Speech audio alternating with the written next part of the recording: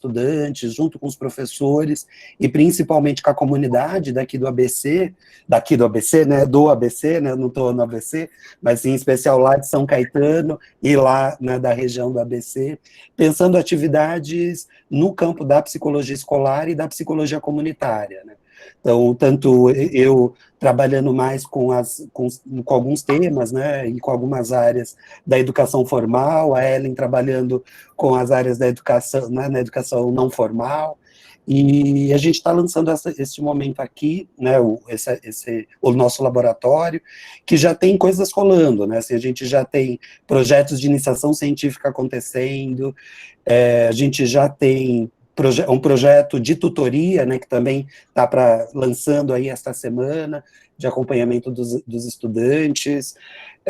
Que mais, Ellen? Me ajuda, perdi aqui com as coisas. A gente também tem a licenciatura, né, da psicologia, né, a licenciatura em psicologia também está atrelada ao laboratório. Então, a nossa principal ideia é ter um espaço onde a gente possa pensar as questões da educação, né, das questões, né, da psicologia comunitária, né, articulada com o campo da educação, e a gente tem, acho que, um eixo transversal, assim, dos nossos trabalhos, tanto meus quanto da Ellen, e também das atividades, né, dos campos de estágio que a gente tem em parceria, um debate que é da desigualdade social, né, que é um debate do qual estamos juntos, né, a gente vem trabalhando isso juntos, e trouxe isso no momento em que vim aqui para o curso, trouxe esse meu interesse de trabalho e esse campo, né, de investigação, fazendo essa articulação aqui com as nossas atividades, né, e exatamente por isso que a gente resolveu te convidar, e que bom que você topou de vir falar com a gente sobre essa questão da desigualdade, né, o que a psicologia tem a ver com isso, que eu acho que isso vai abrilhantar aí os trabalhos que a gente vai desenvolver daqui para frente, né. Não sei, Aline, você quer comentar alguma coisa? Eu acho que é bem nesse sentido que você foi comentando, né? Esse projeto que a gente está lançando hoje, esperamos que tenham muitas alunas e muitos alunos aí interessados em participar, em agregar. Né? Hoje o nosso dia de maratonas de psicologia, da Semana de Psicologia, começou com psicologia comunitária. Quem esteve presente hoje de manhã, a Elisa contou para a gente a experiência que ela teve em Uganda, né, organizando a escola lá, e foi uma experiência bem rica. Até já estou fazendo contato com a Elisa para a gente pensar projetos juntas, né, para o nosso laboratório também. Então, fico muito feliz, Ana, que você topou vir aqui fazer essa discussão tão importante com a gente.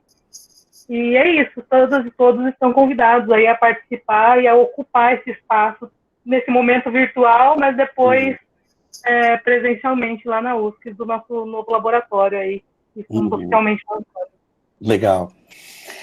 Ivete, você quer dar um alô? Acho que é bacana, né? Acho que além da Ivete, quando ela vai abrindo, a gente tem vários outros colegas, Ana, aqui, né? A Nirã, o Fernando, o Greco, Moacir, a Sandra, a Flávia, quem mais que eu estou vendo aqui? A Estela. Estou citando aqui os nossos colegas professores do curso, né, são os que eu estou enxergando aqui agora, além dos nossos alunos, né, estudantes, alunos e alunos que estão aqui com a gente, que essa sala cabe em 250 pessoas, mas daí a gente tem um grupo de pessoal que também está assistindo numa outra sala, né, tá na transmissão de uma outra sala também.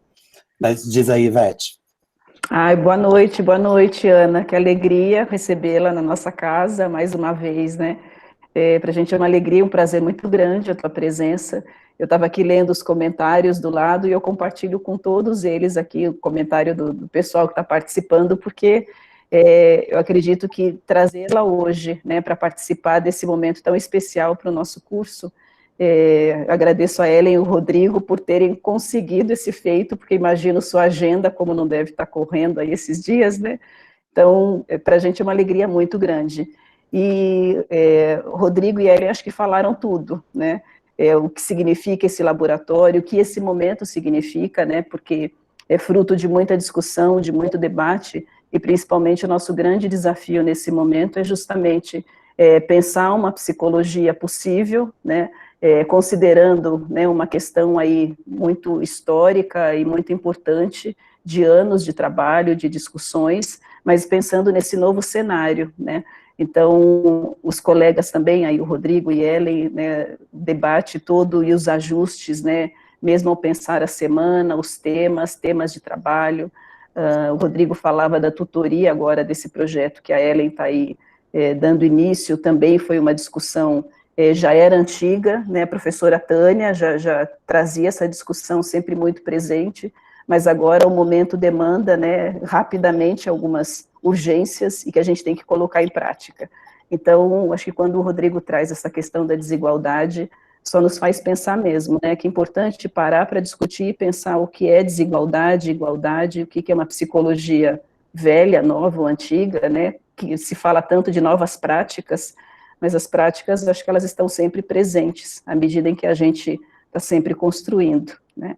Então, seja muito bem-vinda mais uma vez e muito obrigada, muito mesmo. Ana, então acho que é isso, acho que eu né, a gente estava aqui aguardando e conversando, né, o pessoal ansioso para a gente começar, então acho que também já ocupamos aqui um tempo nos apresentando, acho que eu fico muito feliz, a gente trabalhou juntos, né, bastante, né, durante o meu percurso da pós-graduação, né, a gente está junto produzindo coisas ainda, então, para mim, além né, de uma grande referência, né, que para mim, para todos nós que estamos aqui, né, uma pessoa muito amiga está aqui, né, então eu sinto tá junto aqui com uma amiga, conversando e tá com você. Quero passar para você já a palavra, para você contar aí um pouco do que você tem pensado sobre isso. Tá bom. Muito obrigada. Bom, obrigada, Ivete, pela recepção. Cumprimentando a Ivete, cumprimento o conjunto dos professores, né? E cumprimento aí destacadamente o Rodrigo e a Ellen, né? Porque, afinal de contas, estão aí na coordenação da iniciativa que hoje se inaugura, ou que se lança, né? Oficialmente. Cumprimento os estudantes, né? Esse conjunto grande que está aí. Espero poder trazer elementos que possam ser, que ajudar nas reflexões, no amadurecimento, né, enquanto profissional, enfim, que é o que a gente faz lá na universidade, né, nos amadurecermos para sermos bons profissionais, e que será que é um bom profissional, né? Então, cumprimento e vamos ver.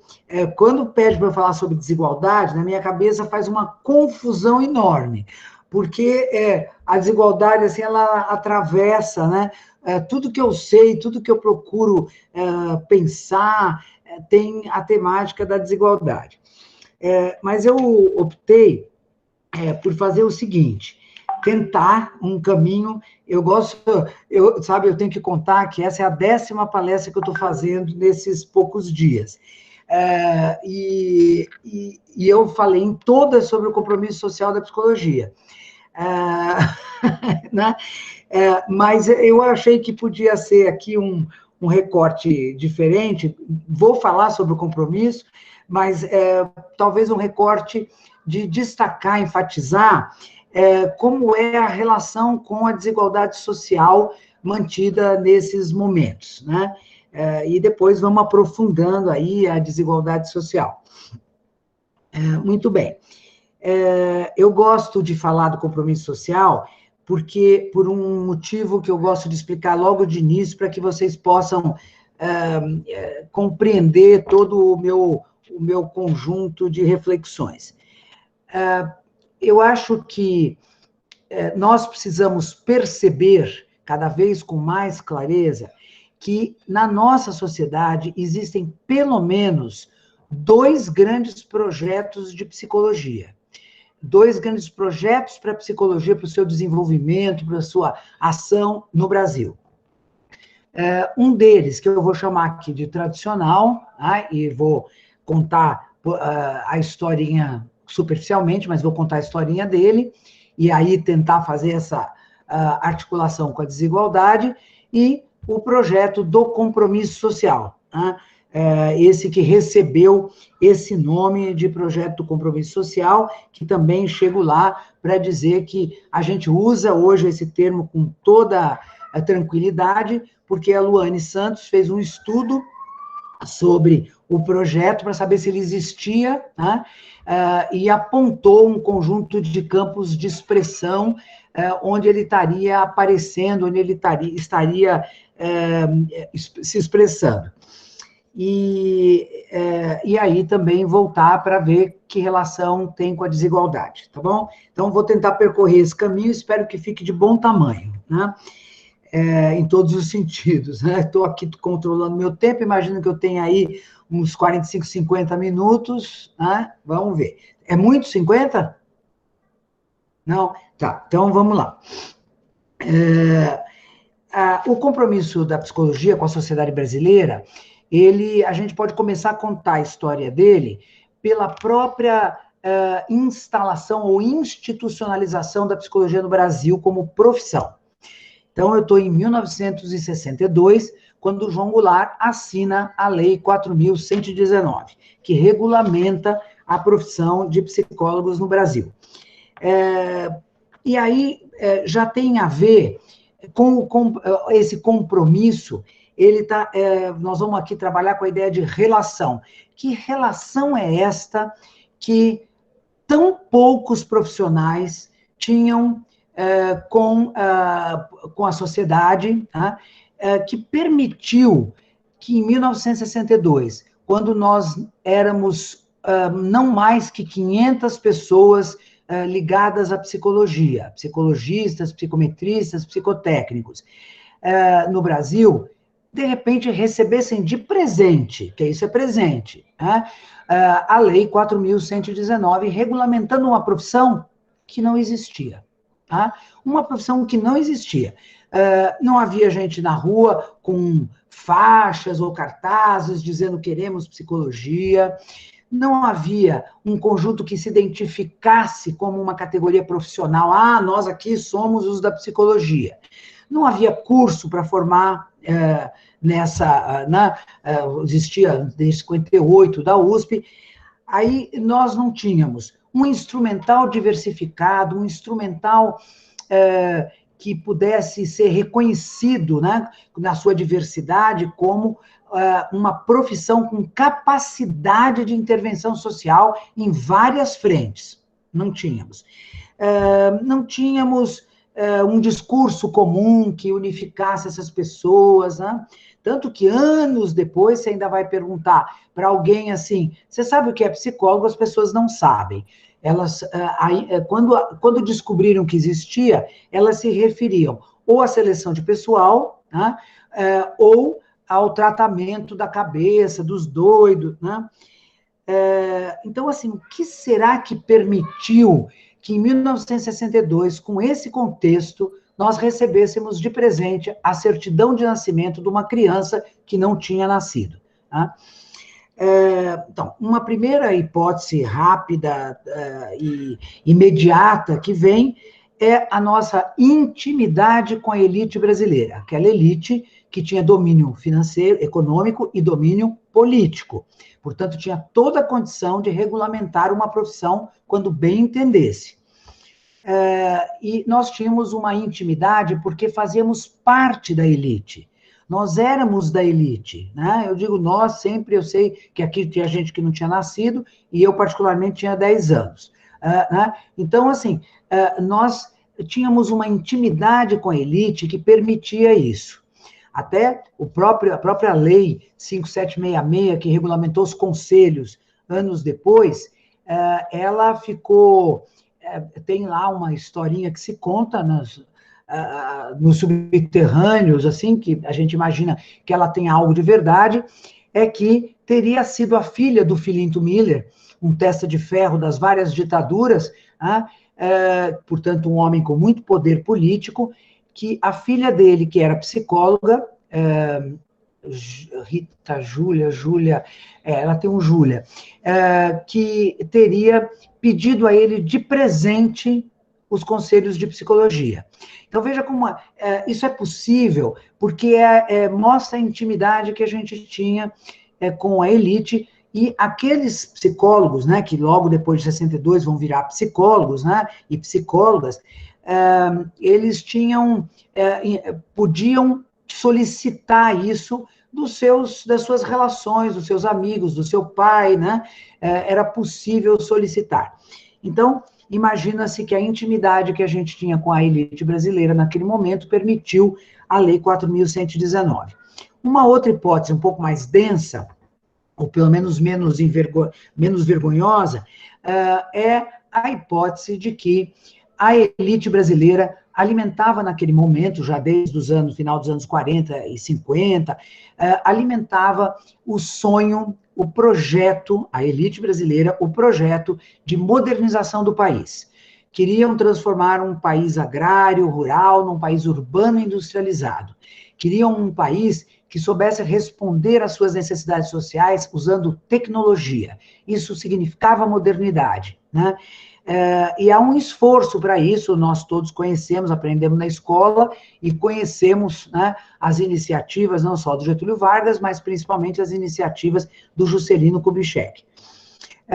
E essa elite, ela convida todos aqueles saberes e fazeres que tivessem uma tecnologia para apresentar relacionada a algum problema que existisse naquele momento, algum problema social, estava incluído, né? E nós nos apresentamos, então, com a nossa avaliação psicológica, com o conjunto de testes psicológicos que nós já possuíamos, tinham tido um desenvolvimento grande naquele período, e nós, então, nos apresentamos para quê? Para diferenciar, discriminar, categorizar as pessoas, isso está escrito na nossa lei, foi para isso que nós nos apresentamos, e era uma necessidade daquela elite. Por quê? Porque ela tinha um país rural, agrário, analfabeto, e queria transformar aquilo num país urbano, alfabetizado, escolarizado, né? Industrializado, e precisava, portanto, buscar uma mão de obra para esse trabalho. Mas não podia ser qualquer um, tinha que haver algum tipo de seleção para ver os mais habilidosos, aqueles que podiam trabalhar. Então, a seleção de pessoal era uma necessidade do projeto de industrialização que a elite tinha para modernizar o país. E nós, então, tínhamos essa tecnologia, nos apresentamos e fomos incluídos no projeto da elite, e isso nos fez merecer, em 62, a Lei 4.119. Tá? Uma sorte, uma grande sorte. Nós tínhamos que inventar a profissão, porque eu falei, né, era uma certidão de nascimento de um bebê que não tinha nascido. Então, nós precisávamos inventar a criança. Era preciso inventar. E é por conta dessa necessidade que nós vamos ter aí algumas possibilidades de novos projetos, ou a possibilidade de um novo projeto, né?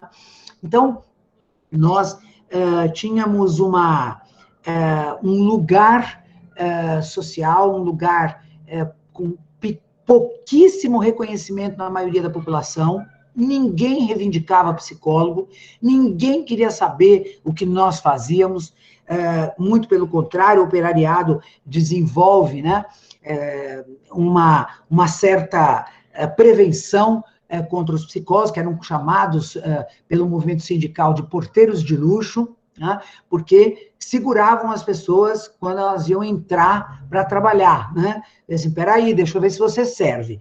E era a avaliação psicológica reprovava ali muita gente. Então, despreparada para o trabalho, daquilo que se pensou necessário para o trabalho, né? Como se fossem pessoas que não trabalhassem, né? Não tinham experiência do trabalho, elas tinham experiência de outro trabalho, né? Muito bem.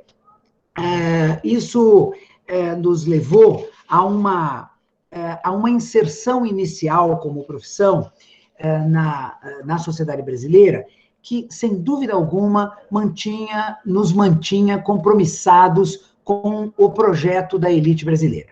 Muito bem, projeto da elite brasileira.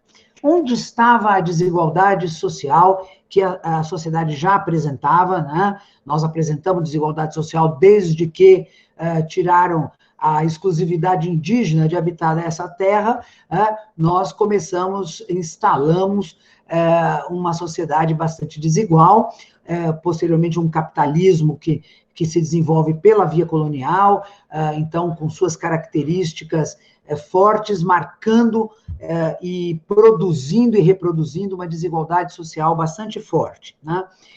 Veja, nós podemos nos perguntar, eu em 2003, peraí, deixa eu pensar que ano aquilo, 1990 e poucos, vamos dizer 95, metade dos anos 90, eu estava na direção da Faculdade de Psicologia, quando eu descobri, da PUC, quando eu descobri que a caixa lúdica, com a qual os alunos faziam os seus exercícios para atendimento, né, seu trabalho ali para se qualificar, só possuía dentro dela bonequinhos brancos. Só. A caixa lúdica só tinha bonequinhos brancos. Eu não sei se todas as caixas lúdicas hoje têm bonequinhos pretos e brancos. Naquele período, na PUC, só existiam bonequinhos brancos. E foi uma aluna que descobriu isso, porque quando ela foi usar a caixa lúdica, atendendo uma menina, uma garotinha negra, ela chegou para a moça e abriu a caixa e disse, não, eu não quero essa, eu quero a outra, aqui tem os bonequinhos negros. A moça da clínica disse, não existe essa caixa, menina. Ela disse, como não existe? Como não existe? E eu vou atender a menina negra com os bonequinhos brancos? Não vou. Aí deu uma confusão, claro, foi parar na direção, o problema foi parar na direção. E foi uma situação que não foi fácil. Eu tinha uns ataques de loucura de vez em quando, como diretora, né? Não sei se era abuso de autoridade, mas eu liguei para a clínica psicológica e disse, suspende o uso da caixa lúdica. A faculdade estremeceu nas bases, até hoje acho que tem gente lá na faculdade que fala, a Ana não gosta da clínica, né? Porque eu fui dura com a clínica psicológica, eu disse, não, aqui não tem curso racista, eu não quero ser acusada de racista, então pode suspender a caixa lúdica. Não, mas Aí fiz um acordo com a diretora da clínica, dei 15 dias para ela resolver o problema e botar bonequinhos pretos dentro da caixa lúdica. Na época, acho que a casa do psicólogo, que fazia o material, fez os bonequinhos pretos, e quando a gente ia para os congressos, eu via lá o saquinho pendurado, né? A casa do psicólogo pendurava aquele varalzinho assim, e tinha lá os saquinhos dos bonequinhos pretos para a caixa lúdica, né? Eu e a aluna tínhamos muito orgulho de termos resolvido essa questão. Claro que não resolvemos o racismo na psicologia, mas começamos a denunciar a existência dele. Veja, não sei se é pior ou melhor, que acho que não tem pior ou melhor, mas quando eu estou falando assim, o racismo existente na psicologia é o descaso que epistemologicamente a psicologia, ao se constituir com uma determinada base epistemológica, ela não deu a menor importância para o racismo. Como não deu para a desigualdade social, como não deu para as questões de gênero, como não deu para questão nenhuma de trabalhador, diferença de classe social, pobreza, riqueza, não deu nenhuma. Por quê? Porque ela trabalhava com uma concepção de um sujeito universal. Ela trabalhava com uma concepção, e trabalha, né? De uma concepção de um sujeito natural, naturalizado, universalizado, que tem um mundo psicológico quase que encapsulado nele, e que está lá porque é natural da espécie ter aquele fenômeno dentro dele, e conforme o mundo vai estimulando, aquilo vai se atualizando. Esse é o pensamento, o meu estudo Barão de Munchausen, Aventuras do Barão de Munchausen na Psicologia, mostrou claramente isso. É a ideia da maioria, né, de que já estaria lá o fenômeno psicológico, porque é natural dos humanos, e são os estímulos do meio, do ambiente próximo, que vão permitindo uma atualização daqueles elementos que estão lá potencialmente e que vão virando capacidades. Essa concepção de humano ela não podia gerar outra coisa a não ser um descaso, um desconhecimento daquilo que se colocava no meio social. Outro exemplo é que nós aplicávamos, quando nós tínhamos esse compromisso com a elite, nós íamos trabalhar na seleção de pessoal e nós íamos trabalhar nas escolas. Tá? São os dois campos de inserção da psicologia no Brasil. O que nós íamos fazer nas escolas? A elite precisava que aquelas crianças todas fossem alfabetizadas, ela precisava de trabalhadores alfabetizados, com o mínimo de escolarização. Então, ela precisava fazer render aquele processo de escolarização.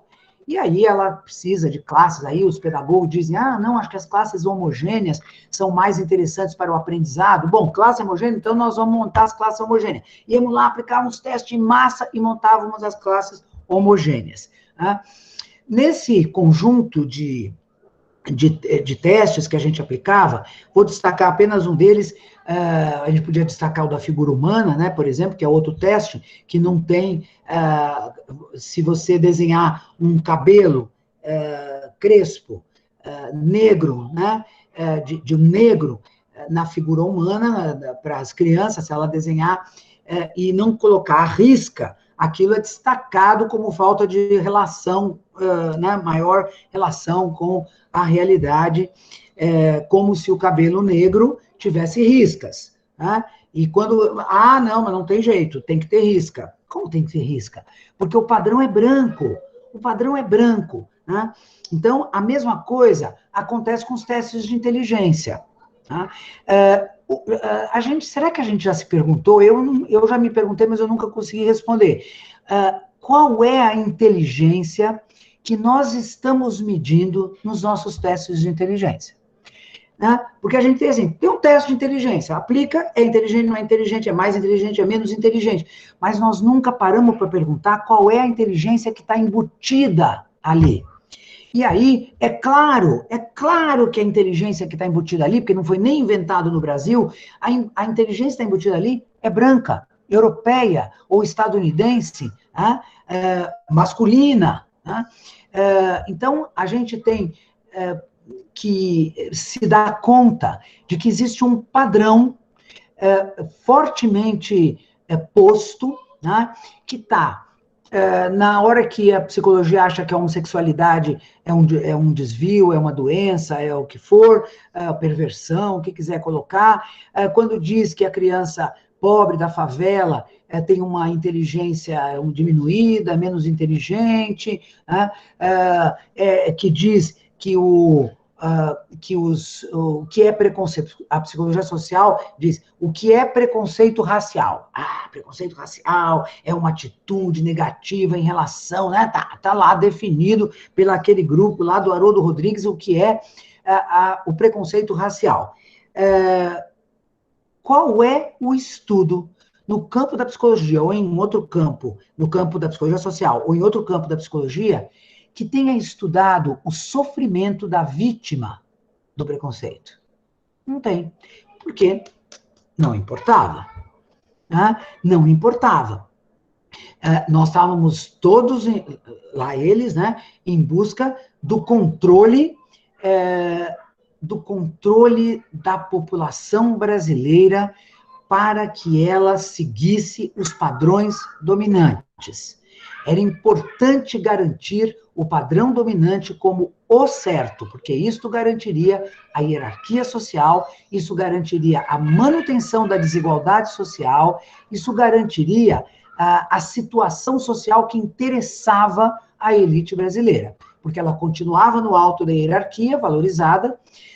Veja, quando você tem questionamento do padrão, quando alguém diz assim, mas será que homossexualidade é mesmo uma doença? Será que isso está correto? Pronto. Desestrutura tudo, e não é porque os homossexuais agora não vão ser mais considerados doentes, não é só por isso, é porque quebra o rigor de seguir o padrão.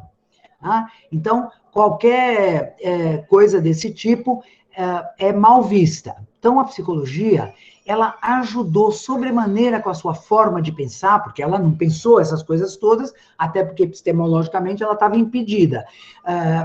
Ela não pensou essas coisas, ela não se deu conta que a desigualdade social era importante, ela não se deu conta que o racismo, que o machismo, que toda essa situação, essa história brasileira, né, colonial, escravagista, que tudo isso interferia nas subjetividades. Tá?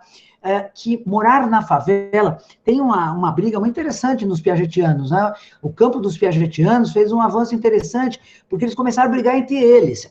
Isso foi fantástico, porque eles brigaram entre eles, porque um dizia que as crianças tinham, que as crianças eram mais atrasadas. Né? Aí, lá no Pernambuco, a Terezinha Carraro gritou e disse, para lá, fez um artigo que chamava 10 na vida, 0 na escola. Né? Ou ao contrário, né? E aí, ao contrário, quer dizer na ordem só, né? Era 0 na escola. E aí, aqui, a Zélia Querotino, na USP, gritou. Não, como? Fez um artigo. Tá tudo, esses artigos, eles são sequenciados na revista da Fundação Carlos Chagas. Né? É muito interessante, porque é uma briga entre os piagetianos. E acho que a Bárbara Freitag, que vai resolver com o seu estudo lá da favela, das crianças da favela, onde ela vai e aplica um programa de estudos de recuperação, que hoje seria de reforço, né? E consegue perceber o avanço das crianças no desenvolvimento. Então, vai ficar certo de que temos que defender a escola, porque é importante ir para a escola, mas vai ficar certo que a condição social dada para aquelas crianças que viviam na favela era uma condição social que não permitia a elas o mesmo desenvolvimento. Talvez isto não tenha ficado claro. Porque como o desenvolvimento estava naturalizado, não ficava claro que era outro desenvolvimento, né? Que nós estávamos lidando com desenvolvimentos diferentes. Claro, podemos até dizer que esse aqui, da elite, é um desenvolvimento que permite reflexão, abstração em alto grau, etc. e tal, e queremos que todos alcancem.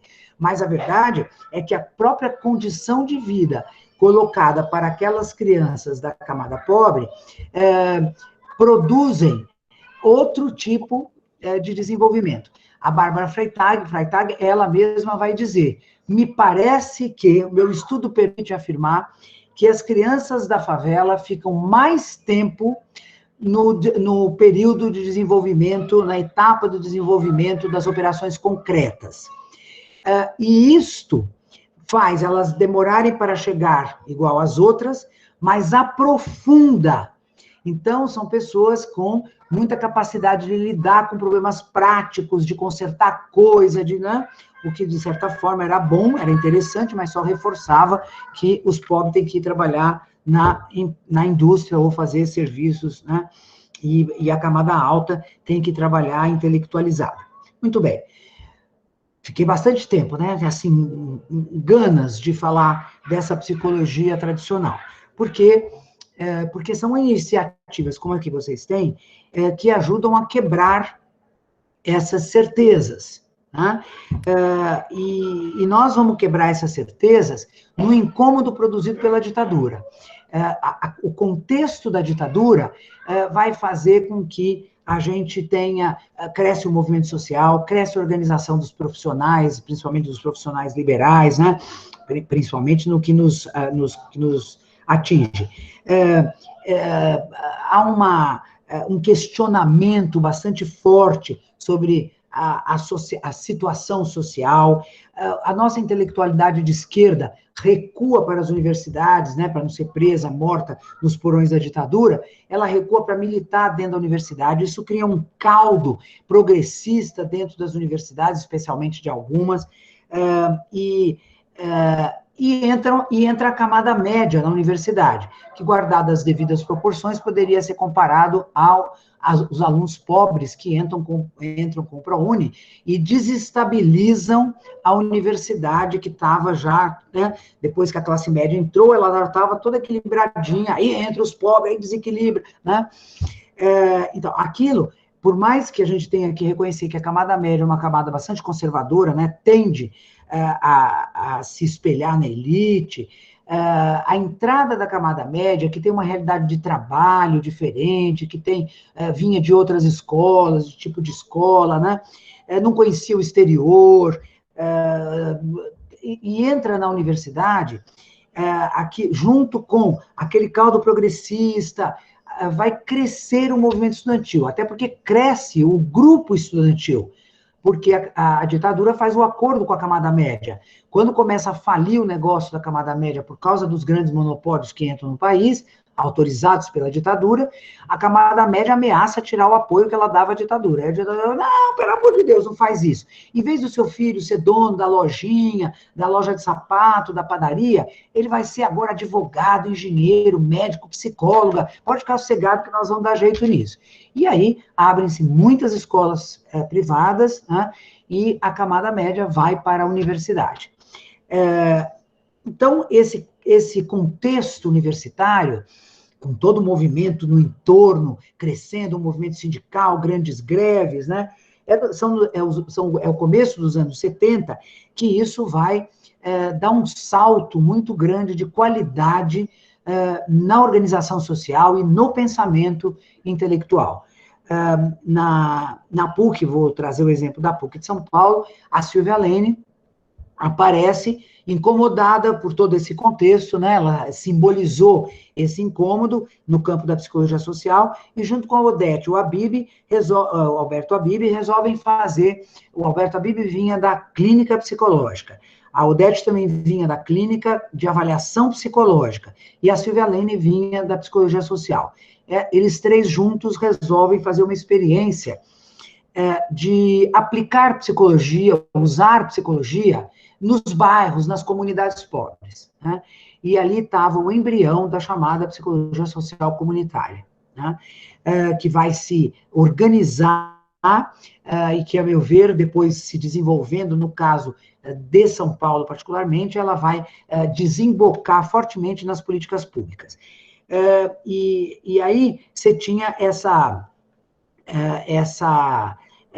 esse questionamento a Silvia faz aquele, eu considero um manifesto, uma nova concepção de homem para a psicologia, naquele livro O Homem em Movimento, considero um manifesto, porque ela vai ali, é isso mesmo, ela vai ali colocar a questão de que aquele pensamento sobre o humano impedia a gente de caminhar para outra direção. Então, ela via a necessidade da psicologia rever a sua concepção de humano, né?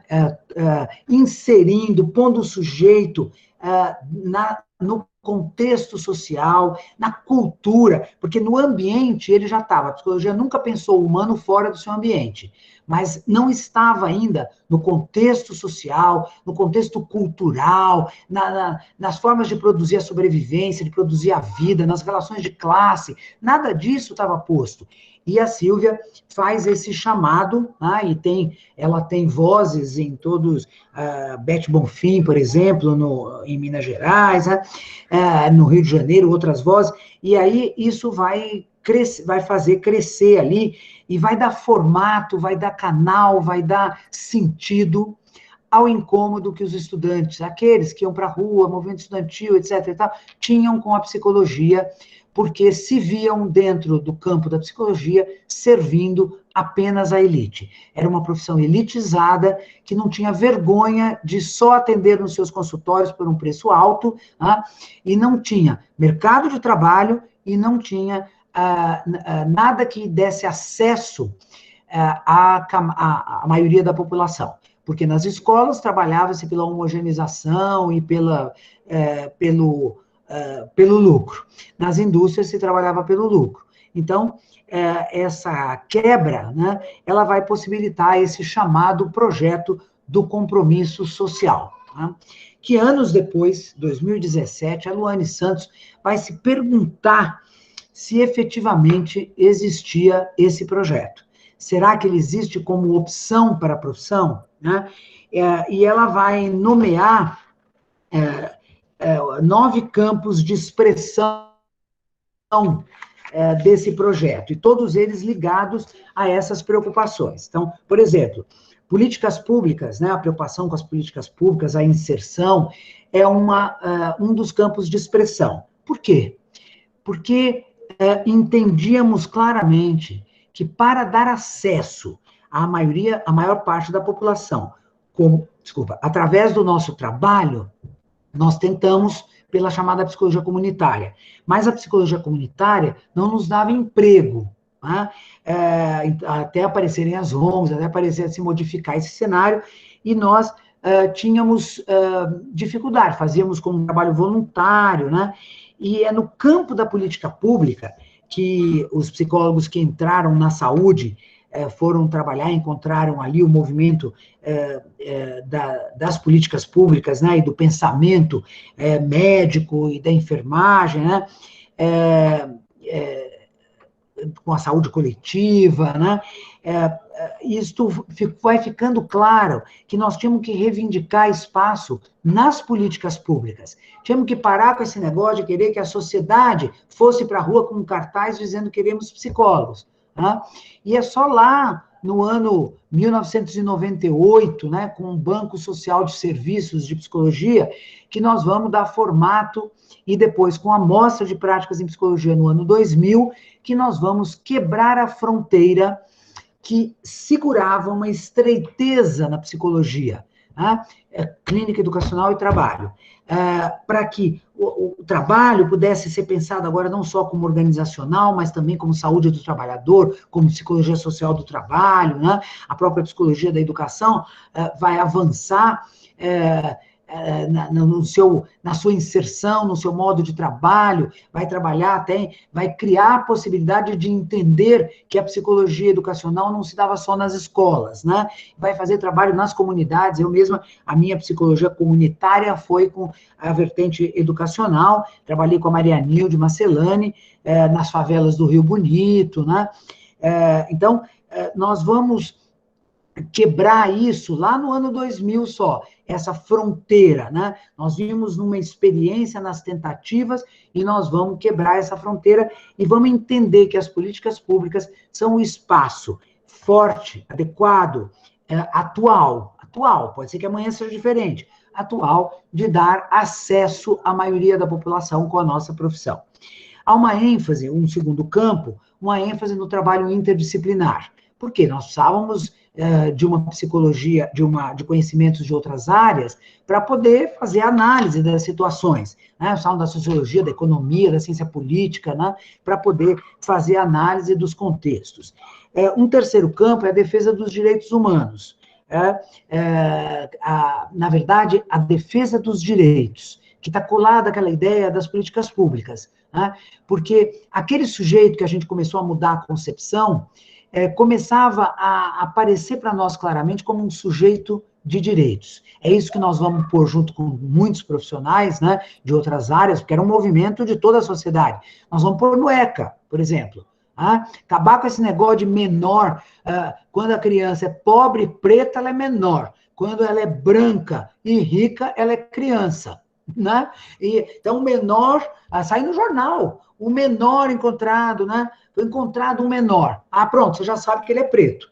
Né? Pode ficar certo que ele é preto, porque se ele é menor, senão ele seria criança. É o ECA que vai quebrar isso, né? E vai dizer, para com isso. Criança é sujeito de direitos, né? E vai procurar garantir esses direitos. Então, é uma psicologia que tem essa adesão, desde seu embrião, né? Aos direitos, à defesa dos direitos.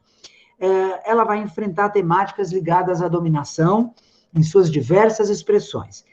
E aqui cito, para mim, a maior expressão do compromisso social nesse enfrentamento é a produção do Zé Moura Gonçalves Filho, da USP, com humilhação social. Porque ele tomou exatamente a situação de dominação, pera lá, se eu tenho um contexto e tem dominação aqui nesse contexto, será que acontece, o que será que acontece com os sujeitos do ponto de vista subjetivo? E ele vai postular o sentimento, né, da humilhação social, trazendo aquela descrição maravilhosa da invisibilidade social, do estranhamento em relação à cidade, né, a não se perceber como sujeito de direito, né? Então, gosto bastante da produção dele, acho que é uma expressão forte e adequada. Também vamos passar a defender e a fortalecer relações e instituições democráticas. A democracia começa devagarzinho, eu diria que hoje ela está numa etapa que avançou, ela começa a se relacionar com a psicologia como temática importante, a ponto da gente hoje dizer assim, psicologia rima com democracia. Tá? Esse é o lema dos psicólogos que participaram do conjunto de entidades que participou da virada da democracia. Tá? A psicologia rima com democracia. E por que rima? Porque se nós estamos preocupados com o conforto dos sujeitos, com o desenvolvimento da melhor forma, com a autonomia, com a sua possibilidade de inserção positiva, no sentido, na sua inserção ativa e engajada no coletivo social, né? Se é para isso que a gente trabalha, se a gente às vezes trabalha na escola, a gente trabalha na comunidade, às vezes a gente trabalha na empresa, a gente trabalha no hospital, na clínica, onde a gente trabalhar, nós estamos sempre com uma perspectiva desta produção, dessa condição que eu estou aqui generalizando, claro que você perguntar para cada psicólogo, cada um vai dizer de um jeito, né? E aí, João Vitor, psicologia rima com democracia antirracista. O lema, na verdade, é um pouquinho mais completo. É psicologia rima com democracia antirracista. Que foi uma forma que nós entendemos que não bastava democracia, até porque, às vezes, há um desgaste, né, na palavra democracia, que a elite usa. Então, era preciso diferenciar, trazendo a questão racial, que estavam considerando, ao lado da desigualdade social, o maior problema brasileiro. Então, nós estamos trabalhando para esse conforto do sujeito. E aí, se estamos trabalhando para o conforto do sujeito, todas as nossas intervenções, elas estão direcionadas para a possibilidade do sujeito usar a sua voz, quer dizer, ser ativo no sentido de suas reflexões, seu pensamento, seu posicionamento, tem que ser expresso, tá?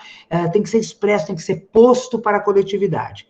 E a outra ideia é de que ele precisa ter espaço para se organizar com esses outros que os ouvem e produzir junto com esses outros um pensamento coletivo, social, e aí poder, junto com todo mundo, interferir para a transformação.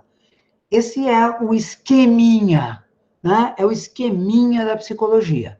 Se esse é o esqueminha da psicologia, não há como fazer psicologia sem lutar pela democracia.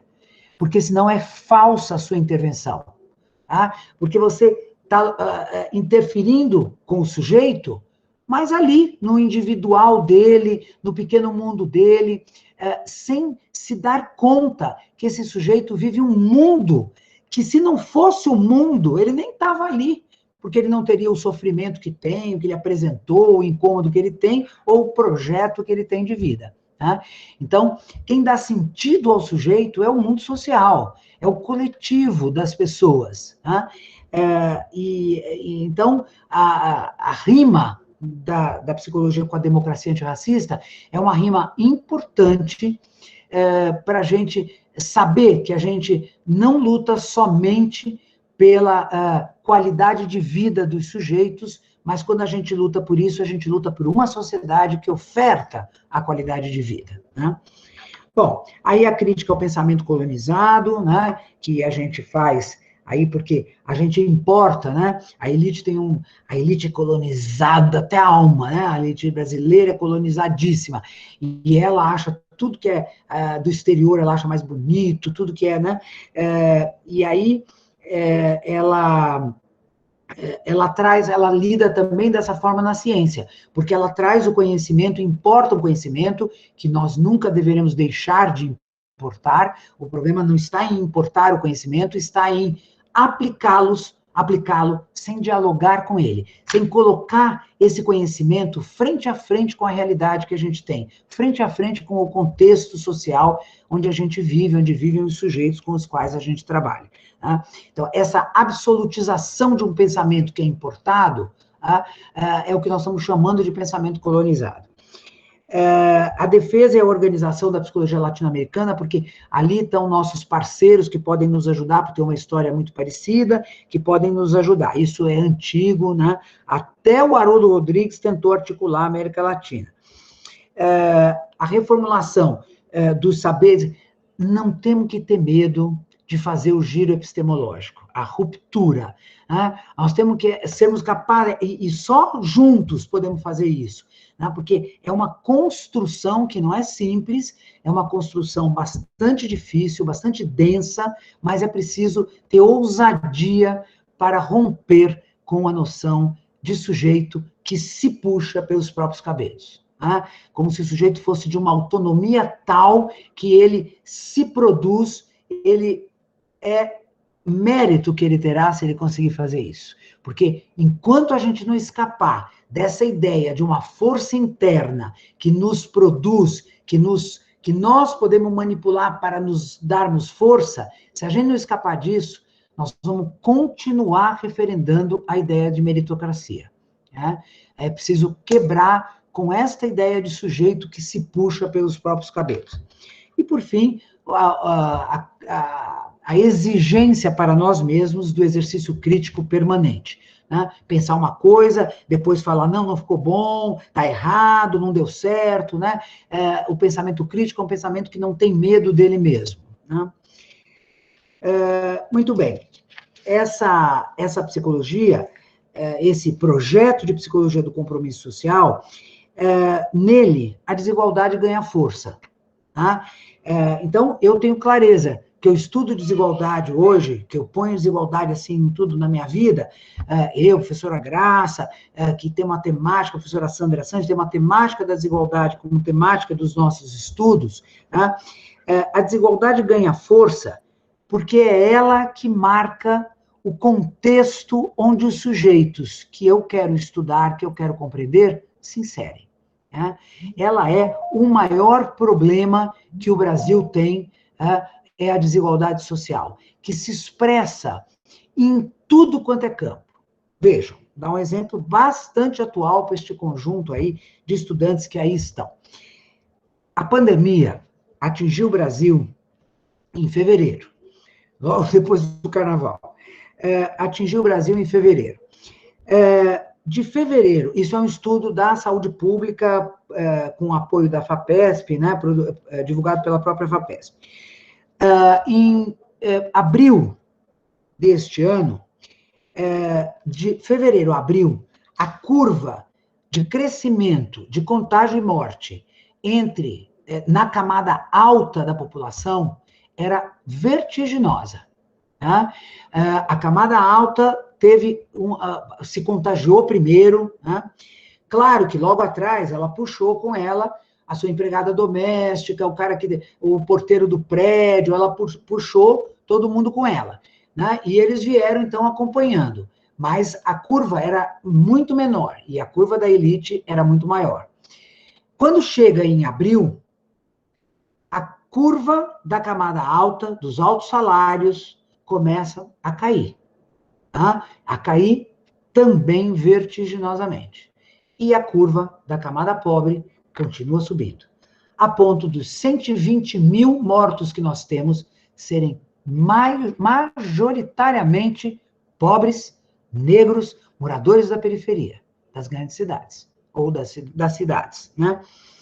Então, veja, isso mostra, essa curva que faz assim e a outra que continua, mostra que nós poderíamos não ter chegado a 120 mil mortos, se nós tivéssemos lidado de forma diversa com a desigualdade social. Mas ela foi ignorada. Tá? Ela foi ignorada. Não se reconstruiu o SUS no que era preciso, não se cuidou da vulnerabilidade, das condições de moradia dessas pessoas, não se fez o que se poderia ter diminuído. Resolvido, eu acho que não dava, mas diminuído. Então, isso mostra a desigualdade social, porque a camada alta, se ela tivesse continuado a subir, a gente falava, bom, gente, o que vai fazer, né? A natureza nos traiu, os vírus estão aí e estão nos matando. Mas a queda da camada alta mostra que a condição de vida adequada, não vulnerável, teria evitado as mortes. Como evitou? Né? Hoje, se você pegar por faixa salarial, você quase não tem mortes na faixa salarial mais alta. Tá? Por quê? Porque tem respirador, porque tem UTI, porque tem médico bom, porque tem alimentação, porque tem lugar para se isolar, porque tem casa que isolada, você está isolada, né? Você está isolada, ó, vocês estão, né? Muitos de vocês, tudo sozinho, né? Eu também, ó, tô no escritório grande sozinha, né? Imagina, a camada pobre vive num lugar menor do que esse meu escritório. Eu ainda não contei que é uma chácara, né, com verde lá de fora, né? A camada pobre vive num lugar menor do que esse e muita gente. A concentração de pessoas. E pessoas que a moça lá diz assim, você tem que vir trabalhar. Senão eu vou ter que te demitir. E ela vai trabalhar. Logo no começo da pandemia, teve uma manifestação linda dos filhos das empregadas domésticas. Eles diziam, não matem a minha mãe. Era super bonito, porque eles sabiam da exigência da camada alta de que as empregadas continuassem trabalhando. Então, nós temos aí uma situação que escancarou uma desigualdade.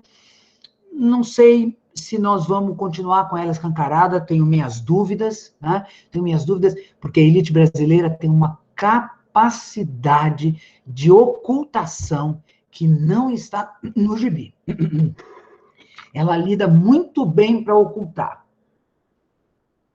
Ela sabe lidar, né? Veja aí, né? Ocultaram tudo. Nós estamos só ocultados. Então, essa desigualdade, ela se tornou fundamental para o projeto do compromisso social. Porque é compromisso social, é compromisso com o conjunto social, com a maioria que sempre esteve excluído dos atendimentos de psicologia, dos recursos da psicologia, dos conhecimentos da psicologia, sempre esteve excluído. Então, uma das primeiras coisas que esse projeto do compromisso faz é dizer, nós não queremos mais.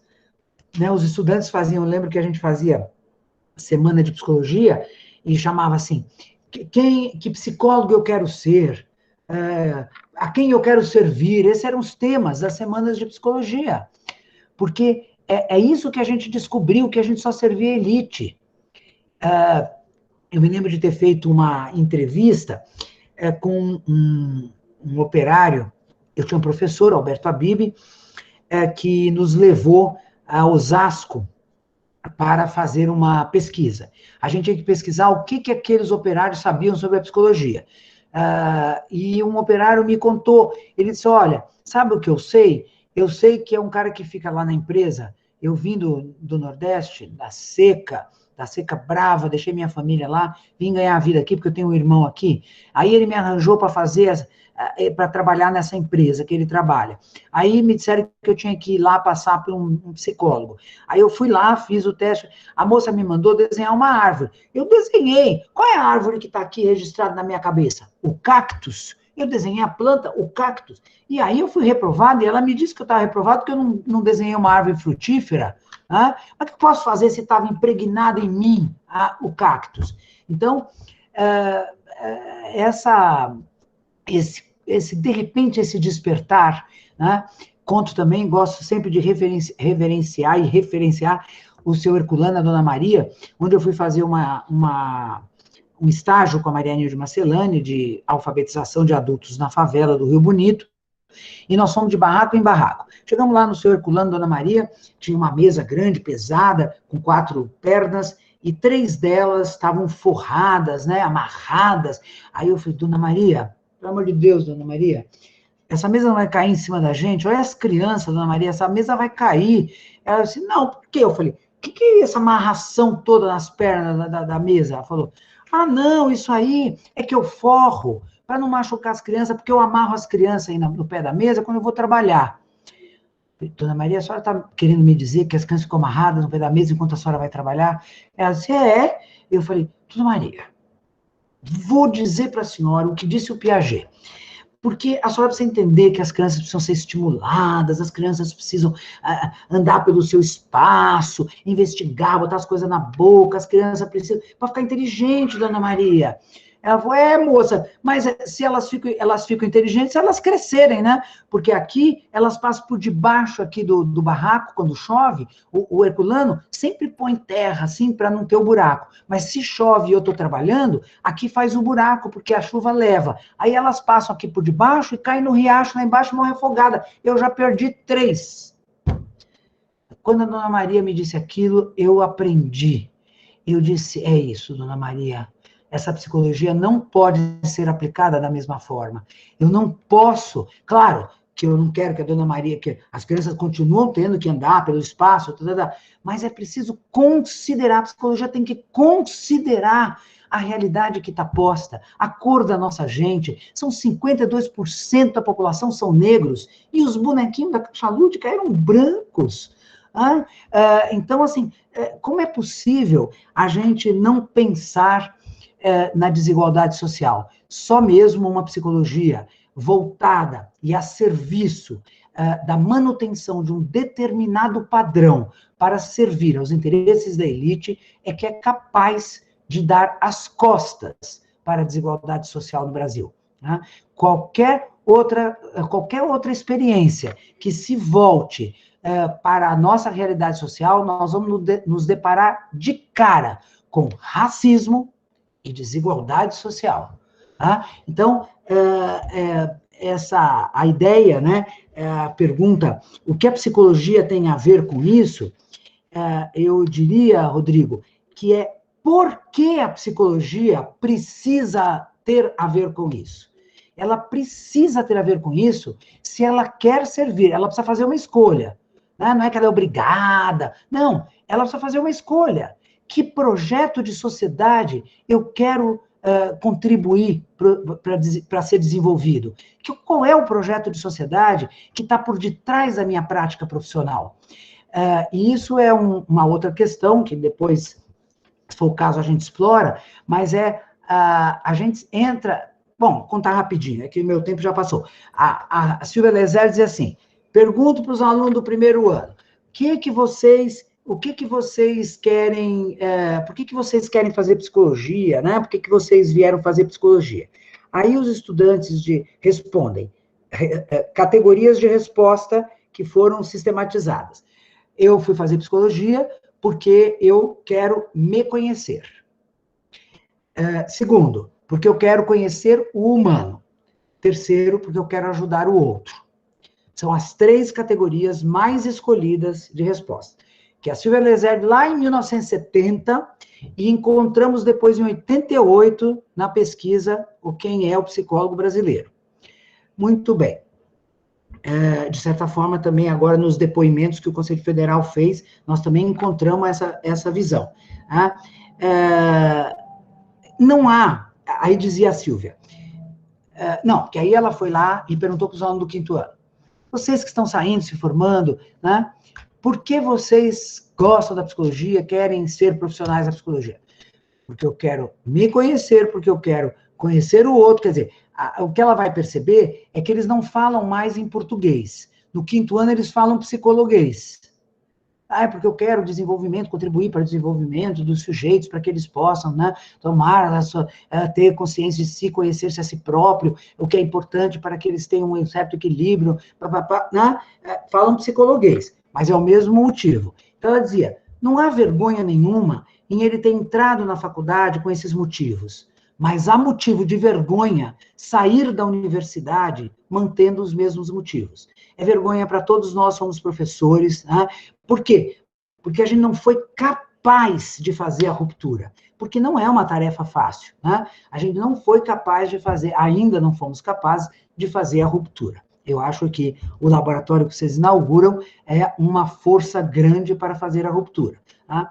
Mas a verdade é que os alunos não percebem o projeto da profissão como um projeto para a sociedade. Tá? Um projeto que, quando eu faço um projeto para que eu quero ser como psicólogo, onde eu vou trabalhar, o que eu quero fazer, que tipo de teoria eu vou adotar, que tipo de instrumental eu vou usar, eu tenho que perceber que eu estou fazendo um projeto para uma forma de contribuir na sociedade brasileira. Tem que ter o vínculo, eu tenho que perceber que eu vou me inserir na sociedade brasileira e que eu não vou desenvolver diletantemente uma profissão para o meu agrado, para eu ficar realizada. Né? Isso é um problema que a gente tem que enfrentar como professor. Tá? Então, eu acho que termino dizendo que eu acho que a psicologia, ela precisa ter a ver com a desigualdade social, para que ela possa, ao se expor como profissão, ao se inserir na sociedade como profissão, ela possa dizer à sociedade brasileira que ela tem respostas para algumas das suas urgências, ou ela tem contribuições para algumas das urgências brasileiras. E se pensar, a gente parar de se apresentar dizendo, eu, Ana Bock, sou psicóloga, aí o outro já pergunta imediatamente, qual é a sua abordagem? Qual é a sua abordagem? Não, vamos trocar essa pergunta. Pode perguntar isso aí, mas mais para o fim. Vamos trocar e colocar em primeiro lugar qual é o lugar onde você produz transformações, qual é o problema brasileiro que você está na mão com ele para resolver, para tentar resolver a partir da psicologia. Obrigada, boa sorte, laboratório. Lembrem que vocês têm tarefas muito importantes para desenvolver.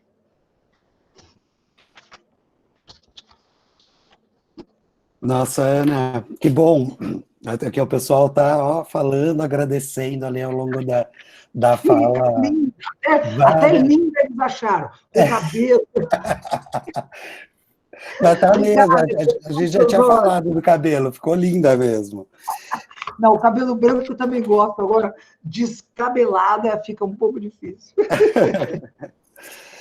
Ana, eu acho, né, enfim, acho que teria várias coisas, né, acho que para falar, e acho que a primeira delas, eu acho que você, né, vai trazendo um jeito, né, nos conduzindo aqui numa reflexão, e que acho que muito importante, né, e acho que eu e Ellen, no momento em que a gente se junta para fazer esse trabalho, a gente se junta, né, a gente não se junta porque a gente tem as mesmas referências, né, até porque a gente não tem, mas a gente se junta porque a gente se encontrou num projeto, num mesmo projeto de lugar para transformar, né, isso que você traz agora. O meu encontro da Ellen se deu a partir daí, né, nas defesas e nas lutas que a gente vem fazendo quanto profissão e quanto pessoas, né, a partir das nossas histórias, né. Então, eu acho que a mudança da pergunta que você propõe tem a ver com o encontro em que fizemos e deste encontro como é que a gente gestou a proposta do que é o laboratório, né? Ou desta criança que a gente quer que cresça, né? A partir daqui do laboratório, né?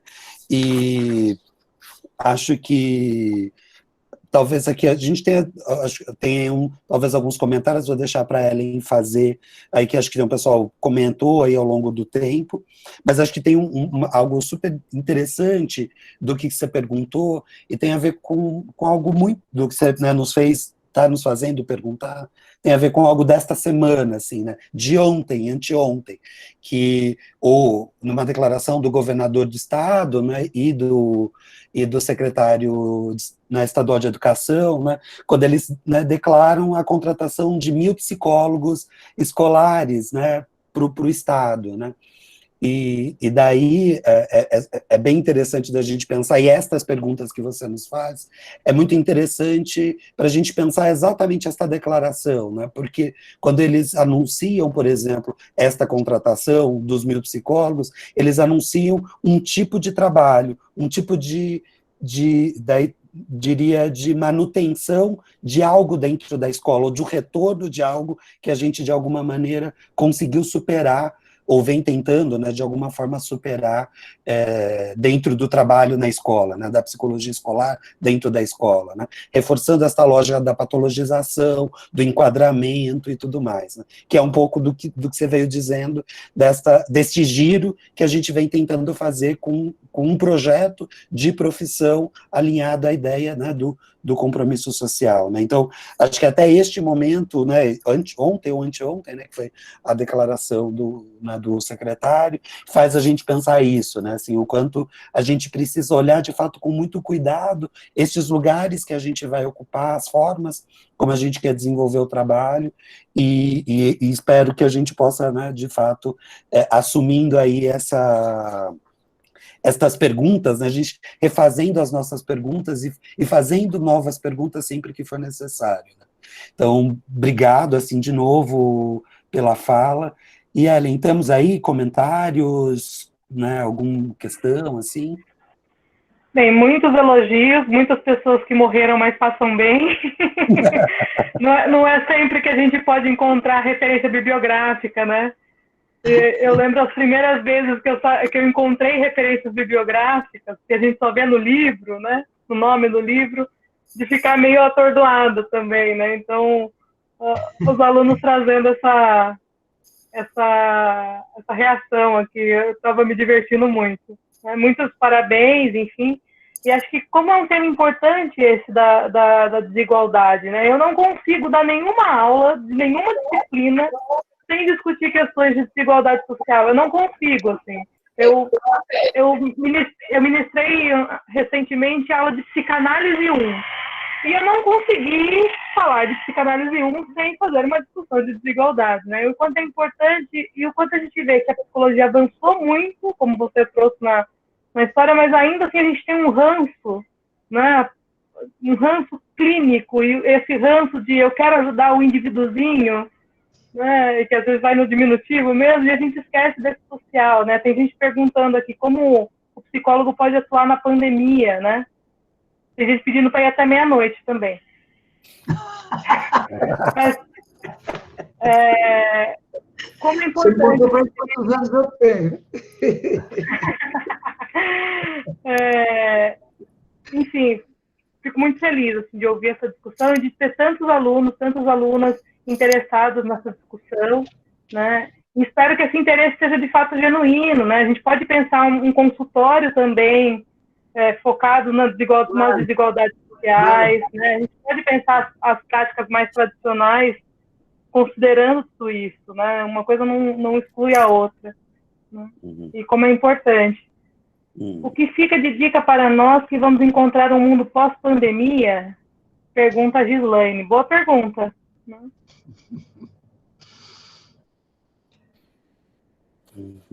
Fala. Oi, a pergunta é: o que fica de dica para nós que vamos encontrar um mundo pós-pandemia? Pois nós temos muitas dúvidas ainda sobre que mundo é esse, né?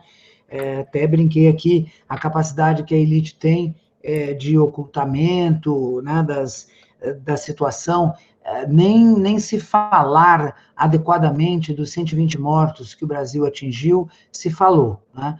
Não se fala que o Brasil não precisava ter virado vice-campeão, né, nessa corrida da pandemia. Não se fala do desmonte do SUS, o que isso tem a ver, né, com a precariedade dos atendimentos às pessoas em situação vulnerável de vida, né? Não se fala nada que possa ajudar a compreender melhor a realidade que nós estamos vivendo. De qualquer forma, a gente não tem dúvida, né, de que houve se evidenciou com mais força, mas também esse que é o meu medo, que as pessoas ignoram. Falam, a maior parte dos mortos são negros, são homens. Pronto, as pessoas escutaram e acabou, né? Não há, assim, porque, claro, não é porque as pessoas, é porque a mídia não faz o debate sobre isso, é porque a mídia não reforça essas ideias, outras coisas, né? Então, tudo isso, a gente corre o risco de terminar da pandemia, terminar também, terminou tudo, terminou, voltamos, né? Vamos começar de novo, né? Vamos começar de novo. Até porque esse novo normal, por exemplo, eu acho que essa ideia do novo normal, a coberta ajuda a cobertar, né? Nós não queremos novo normal, nós queremos falar do que nós descobrimos agora, do normal que nós vivíamos, né? E aí tem o racismo, tem a desigualdade, tem o machismo, tem a grande preocupação com a saúde mental, que se destacou. Talvez esse seja um elemento importante. Tanto que o Dória está preocupado, né, com o sofrimento das pessoas, a pandemia, contratou 1.000 psicólogos para dar jeito lá no sofrimento das pessoas. Né? E você sabe, eu acho que essa ideia... Bom, é a ideia majoritária da contribuição da psicologia clínica, né? A gente não pode nunca negar e nem queremos negar e temos orgulho de que a psicologia hoje tem reconhecimento pelo seu trabalho clínico, né? O problema é que o trabalho clínico na escola, né? Por que não está no SUS, né? Por quê? Porque não quer se crescer o SUS, porque não tem que fortalecer o SUS, fica quieto, deixa o SUS está quase desmaiando, e nós não podemos dar uma injeção de ânimo nele. Então, mas esses psicólogos deveriam estar no SUS, nas unidades básicas, né? Deveriam estar lá contribuindo, atendendo a família, a criança, o professor, né? Estou de acordo, né? Que até a leitura, porque vejam, é verdadeira a ideia de que as crianças muitas terão que se readaptar à escola, né? Muitas criaram hábitos nesse tempo que as afastou da tarefa acadêmica, da tarefa escolar, né? E atritos na família, porque a família se desesperou, né? Tem aquele embrulha para... Como é que é? Aquele... É um cara que faz uma falazinha, um quadrozinho nas redes sociais, embrulha para presente, é muito interessante, porque ele retrata essa família da camada média, né? Ele fala que o apartamento onde ele mora é pequeno, né? As dificuldades. Então, as crianças, por exemplo, que nos primeiros dias a mãe dizia assim, não, disciplinar esse negócio de jogo eletrônico, né? Vai jogar, mas vai disciplinar. Vamos ficar 1h30, tá bom? 1h30, todo dia se joga. Depois negociou 2 horas, depois 2h30. Hoje, as crianças estão jogando 9 horas, né? As crianças pequenas estão jogando. Minha netinha de 4 anos está aqui comigo, eu preciso ficar toda hora tirando ela, assim, dos filminhos, né? Vamos não sei aonde, vamos ver tal coisa, vamos pegar a fruta na árvore, né? Porque senão ela fica ali grudada na telinha. Então, nós temos realmente um conjunto, mas, veja, primeiro, tem um trabalho educativo a ser feito. Educativo. Porque se a escola lidar com isso como se fosse um problema patológico, uma patologia, e que merece uma intervenção clínica, é ruim do ponto de vista da leitura do que está acontecendo e o que precisa ser feito. Tá? Então, o trabalho deveria ser, já que é Secretaria de Educação, já que é na escola, deveria ser fundamentalmente um trabalho educativo. Tomara um conjunto de profissionais, dentre esses 1.000 que lá estiverem, tomara sejam capazes dessa intervenção mais adequada, dessa intervenção que toma o coletivo. Então, percebeu ali que tem um problema, tem um problema assim, assado, né? Vamos, então, tomar isto como uma questão para a escola. A escola, ela tem que lembrar que nada que se passa na vida social deve ser estranho à escola. Ela tem que incorporar todas as questões da vida social como questões importantes que ela pode ajudar a compreender, né? Então, a visão do Dória de um trabalho clínico está errado em 2 sentidos. Primeiro, está errado por a clínica dentro da escola de novo. E está errada a ideia de que o enfrentamento desse problema se dá somente pelo trabalho clínico. Claro que ele se dá pelo trabalho clínico, dependendo do grau de sofrimento, né? Mas isso é lá no SUS, né? Ou na clínica. Então, eu acho que a gente tem esses problemas todos, a gente não sabe como estarão nossas crianças, a verdade é essa. Porque no começo a gente se preocupou muito com isso, mas depois nós não sabíamos mais quando vai acabar. Nós não sabemos. Não sabemos se vai ter Natal, não sabemos se vai ter Réveillon, a festa de Réveillon já foi cancelada, não sabemos se vai ter Carnaval, né? Eu tenho uma amiga que está morando em Portugal, uma brasileira, uma baiana morando em Portugal, ela disse que Portugal está se organizando para o segundo isolamento. Eles já vão se isolar novamente. Então, veja, eles já estão na segunda onda. E isso deve ser Espanha, Itália, né? Já estão na segunda onda. Nós ainda estamos na primeira onda, né? Então, eu acho que a gente tem essa incerteza muito grande e não temos nenhuma segurança do que será o mundo pós-pandemia. Vamos estar diferentes? Vamos estar diferentes, né? Passamos por uma situação bastante complicada, temos um luto para elaborar, as famílias têm lutos particulares, singulares para elaborar, e a sociedade tem um luto de 120, 130, 150 mil mortos para elaborar, né?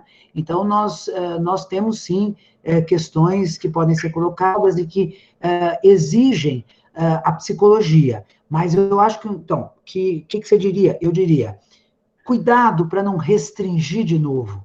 A psicologia tem uma história para crescer, ela tem um esforço para crescer muito grande, e a gente não pode permitir que isso, de repente, faça assim de novo. Tá? Nós queremos todas essas práticas valoradas, reconhecidas, postas a serviço, né? Mas nós não queremos que isso seja estreitado de novo. E a gente corre esse risco, porque há uma ênfase na saúde mental, no distúrbio, no sofrimento, né? Que a pandemia, obviamente, traz, infelizmente traz, né? E que exige, sem dúvida alguma, as intervenções de natureza mais clínica. Mas não só, porque nós vamos ter que lidar de uma forma ampla. Nós vamos ter que lidar com isso como uma sociedade como um todo, e não um a um. Não um a um. Então sofreu ali na classe, a professora, vai ali para conversar com a psicóloga que está lá na salinha dela esperando você, né? Não, a professora tem que ser capaz de dizer, meus alunos chegaram tudo diferente. E eles chegaram assim e assado. Eles têm preguiça agora, eles não querem mais fazer, eles ficam o tempo todo falando de jogo, né? E a escola e a sociedade terão que lidar com isso de uma maneira macro, tá? E não individualmente. Até a própria perspectiva clínica terá que estar aplicada de forma ampla, e não um a um, tá?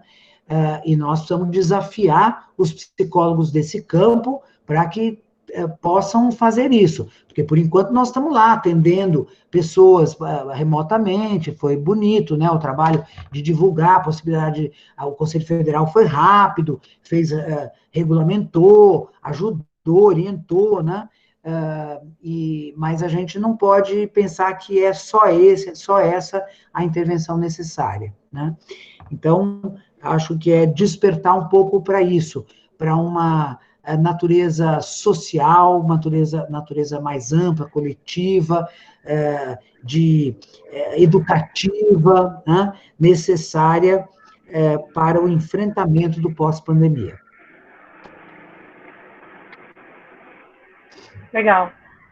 Acho que nessa linha de raciocínio eu tentei juntar alguns comentários e algumas perguntas, né, que vieram no sentido de né, perguntar para você como você pensa que a psicologia pode contribuir, né, para as transformações sociais que foram tão extremadas nessa pandemia, e óbvio que eram existentes, né, eu acho que essa questão da desigualdade, né, das desigualdades, que são várias, elas estão sendo só extremadas, né, e é interessante ver que algumas pessoas estão tipo, nossa, mas no Brasil tem gente que mora 20 pessoas numa casa, né, parece que de repente uma parcela da população brasileira descobriu que tem gente pobre no Brasil, né. Então, assim, como a psicologia pode contribuir para essas situações que estão sendo extremadas pela pandemia, e também diante do contexto social e político que flerta com situações de autoritarismo, né, como a gente está vivendo hoje no Brasil. Então, eu fiz uma junção aí de algumas perguntas que vieram do formulário e aqui no chat também. Olha, a pergunta é bem difícil. Se eu soubesse, estava lá falando para o Dória. Ô, Dória, espera lá, espera um pouquinho. Olha, eu acho que uma das coisas que a gente pode pensar que podemos fazer é aproveitar a organização comunitária que favelas, que grandes agrupamentos humanos nas cidades conquistaram, né? Porque eles tiveram que se organizar para fazer o que o poder público não fez. E, ao fazerem isso, tiveram um ganho de organização bastante importante, né? Tem favelas como Heliópolis, Paraisópolis e outras no Brasil, no Piauí, tem uma favela grande, muitas favelas no Rio, né? Favelas que ganharam uma organização. Veja, isso é importante, né? Porque a organização dessas comunidades, ela estava quase que exclusivamente ligado ou a milícias ou ao tráfico, né? É um salto, né? Claro que tudo isso poderá voltar, né? Ou tenderá a voltar como estava. Se tiverem que disputar o poder, vão disputar de novo, né? Mas há uma organização comunitária evidente, há traços ali de solidariedade bastante fortes, há um ganho na noção do que é a solidariedade, né? Do que é o outro. Você sabe, tem o outro é um termo assim que a gente gosta na psicologia, o outro de mim mesmo, a gente adora esse negócio de outro, né? Mas a gente não foi capaz de fazer uma leitura de que o não uso, ou não isolamento, ou não cuidado, a não quarentena, o não uso de máscaras, né? Que tudo isso explicitava, evidenciava uma falta total de respeito ao outro, né? Porque eu não quero que você não vá ao churrasco ou não vá à manifestação, porque eu não quero que você morra, né? Eu não quero que você vá, ou eu não quero ir, né? Eu não quero ir porque eu tenho que proteger a minha comunidade. Essa noção de que a proteção individual não é para a minha sobrevivência, mas é para a sobrevivência da comunidade, isso não está instalado. Né? Isso não ficou instalado porque o pensamento do governo atual impede que isso fique instalado. Né? Então, acho que a segunda coisa é a gente ser capaz de produzir pensamento. Hoje em dia está tão democratizado, né? Escrever sobre isso, falar sobre isso. Acho que as nossas entidades cumprirão um papel bastante importante. Elas têm que avançar, elas têm que sair para dizer o que a pandemia fez com a sociedade brasileira. Por que é que as entidades de psicologia não podem sair para dizer isto? Nós tivemos uma manifestação de 40 e poucas entidades da psicologia participando da virada da democracia, junto com trocentas outras de todas as áreas que você pode imaginar. 43 da psicologia participaram da manifestação Psicologia Rima com Democracia Antirracista. Foi interessante, nós éramos entidades ou pequenas, ou entidades do movimento negro, ou entidades de mulher relacionadas à questão da temática da mulher, né? Estavam lá, a ABRAPE, o Conselho Federal, algumas dessas entidades grandes.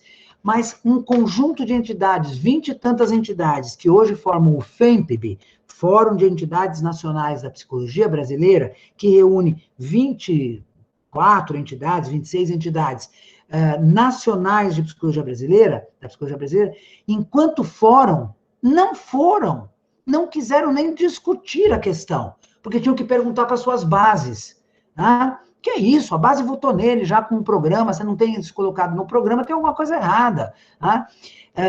Foram poucas as entidades que ousaram estar nessa manifestação, né? Dessas entidades maiores. Então, isso significa que nós temos que pressionar as nossas entidades, o que é que você, entidade, está pensando sobre o mundo pós-pandemia? O que é que você está pensando sobre o seu papel enquanto entidade? Né? O que é que você quer estimular no meio da profissão, na sociedade brasileira? Né? Nossa, a OAB fez tantas manifestações num determinado momento, nós não nos unimos à OAB quando é um parceiro tradicional da psicologia, é a OAB. Né? Então, assim, na questão dos direitos humanos, por exemplo, né? Então eu acho que tem um papel forte, nós temos que pressionar as nossas entidades para que elas possam trabalhar nisso. E eu acho que, assim, entender que nós temos que escolher o lado.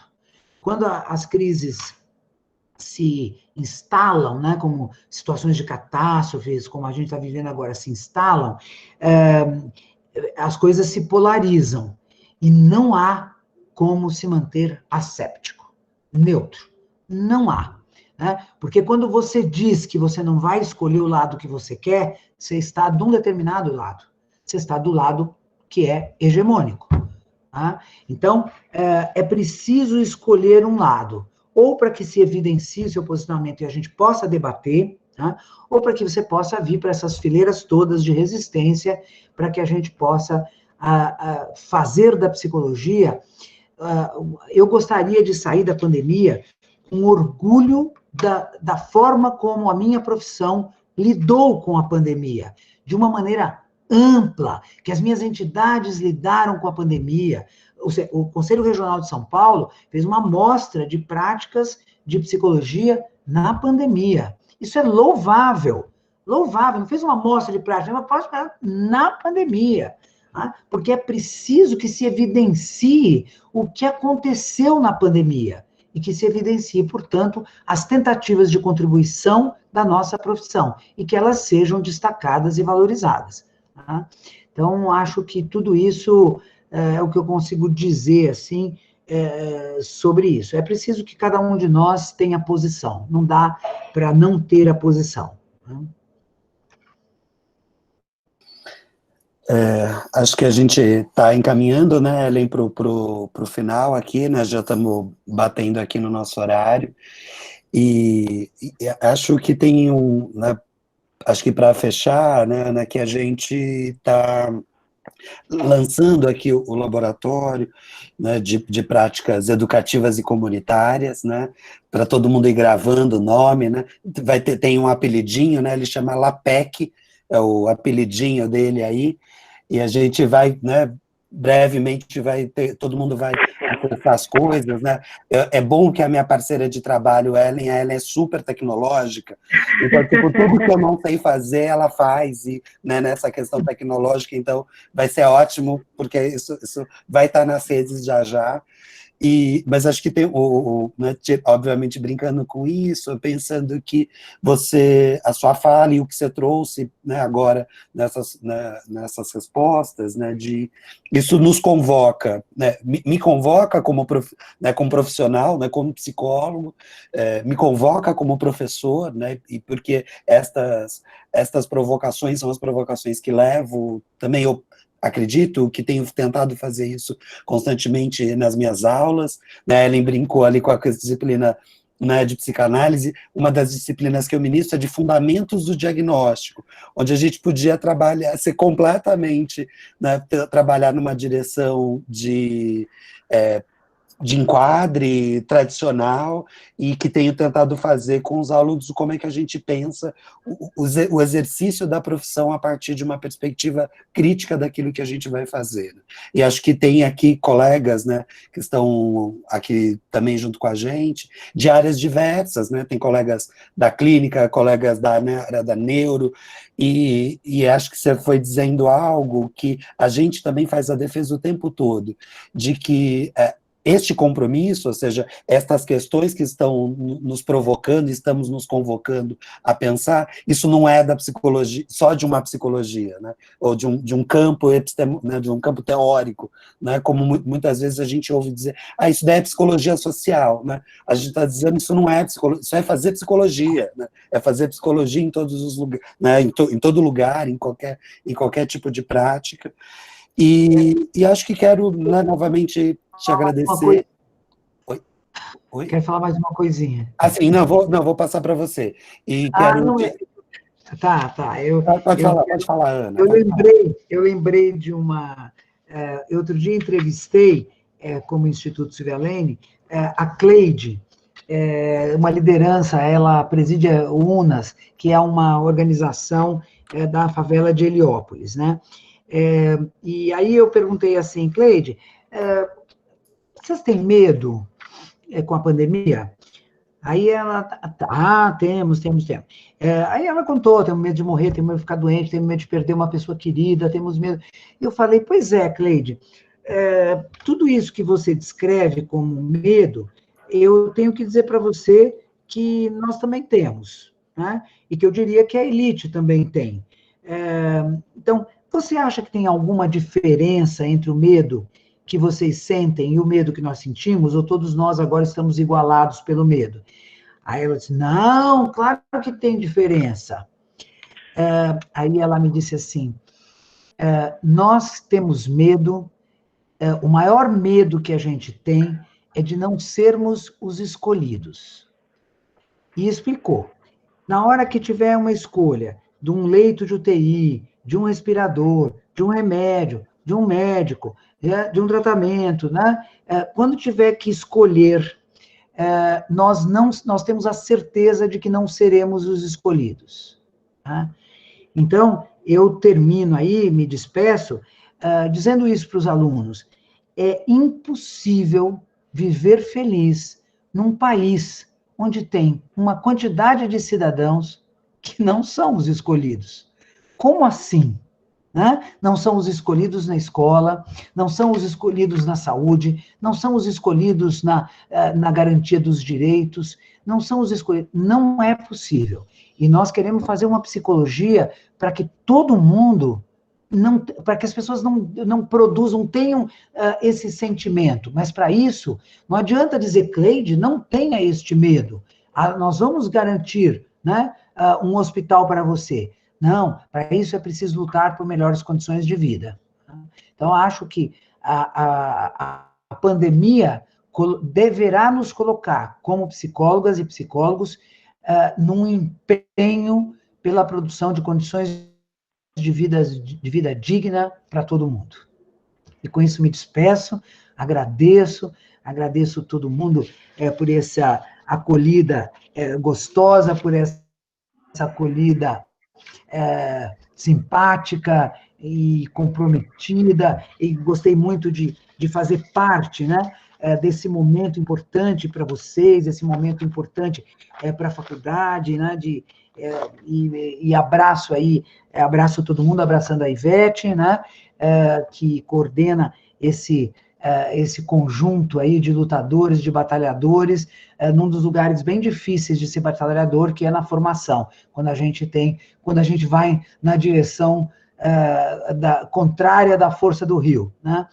Então, abraço o Rodrigo e a Ellen, desejando um bom trabalho à frente do laboratório, parabenizo pela iniciativa, e quero dizer que, assim, eu abraço todos esses alunos e esses professores que estão aí, mesmo que não estejam à frente do laboratório, né?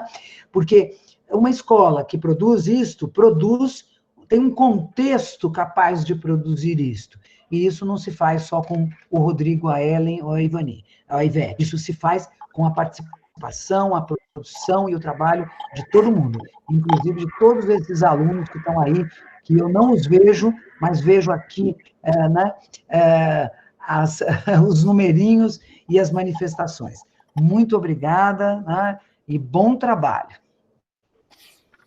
Ótimo, Ana, obrigado. Gente, Ellen, vamos tirar uma foto aí? Tira uma foto aí. Você consegue? Vamos ver se dá para a gente fechar com uma foto. Rodrigo, posso Tem que fazer, parar de subir as mensagens aqui. posso fala, fazer só Fala, Ivete. um comentário rápido, né? Eu estava ouvindo a Ana agradecendo, e acho que a gente não pode deixar de agradecer, a Tânia não está aqui, mas a professora Tânia Fator também, que foi gestora do nosso curso até junho, agora julho desse ano, né? E a Tânia participou muito da discussão e da criação desse laboratório também. A Tânia participou desse embrião aí, né, que acho que também graças a esse impulso aí que nós tivemos, hoje a gente também está podendo ter esse evento. Então, eu também acho que a gente estende os agradecimentos em nome de toda a equipe, a Tânia. Sim. Tá? Meu abraço. Sim, Meu sim. abraço a ela. Obrigado, Ivete. Ellen, você tirei a foto para a gente fechar? Tiro, é só esperar parar de subir as mensagens aqui. Senão vai sair as mensagens. Vamos lá, então. 1, 2, 3 e... Opa, não foi. Segura. Tá ótimo. Ana, obrigado novamente. Um beijão para você, viu, Ana? Tchau. Tchau, gente. Tchau, gente. Boa noite. Obrigada. Beijo para vocês. Abraço para todo mundo. Tchau. Tchau. Tchau, Vitor. Tchau.